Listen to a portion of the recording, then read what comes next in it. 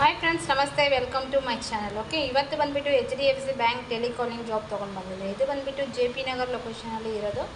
ಯಾರೆಲ್ಲ ನೀವು near by ಲೊಕೇಶನ್ಸಲ್ಲಿ ಇದ್ದೀರಾ ಅವರೆಲ್ಲ ನೀವು ಜಾಯ್ನ್ ಆಗ್ಬೋದು. ಇದರಲ್ಲಿ ಬಂದು ಮೇಲ್ ಆ್ಯಂಡ್ ಫೀಮೇಲ್ ಇಬ್ಬರಿಗೂ ಅವೈಲೇಬಲ್ ಇದೆ ಜಾಯ್ನಿಂಗ್. ಓಕೆ, ಇದರಲ್ಲಿ ಏಜ್ ಲಿಮಿಟ್ ಬಂದು 19ಇಂದ ಹಿಡಿದು 30 ಒಳಗಡೆ ಇರಬೇಕು.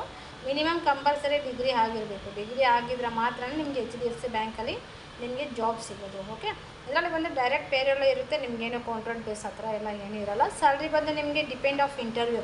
ನೀವು ಚೆನ್ನಾಗಿ ಇಂಟರ್ವ್ಯೂ ಕಮ್ಯುನಿಕೇಷನ್ ಎಲ್ಲ ಚೆನ್ನಾಗಿದೆ ಅಂದರೆ ನಿಮಗೆ 25ವರೆಗೂ ಸಿಗೋದಕ್ಕೆ ಚಾನ್ಸಸ್ ಇದೆ. ಓಕೆ, ಸ್ಟಾರ್ಟಿಂಗ್ ಸ್ಯಾಲ್ರಿ ಬಂದು ನಿಮಗೆ 14,000ಇಂದ ಸ್ಟಾರ್ಟಿಂಗ್ ಸ್ಯಾಲ್ರಿ ಇರುತ್ತೆ.